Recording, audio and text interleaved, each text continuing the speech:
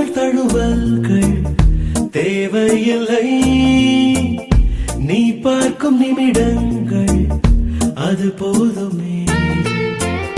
கோபம், ஏக்கம், காமம், வெட்கம் ஏதோ ஒன்றில் பாரடி.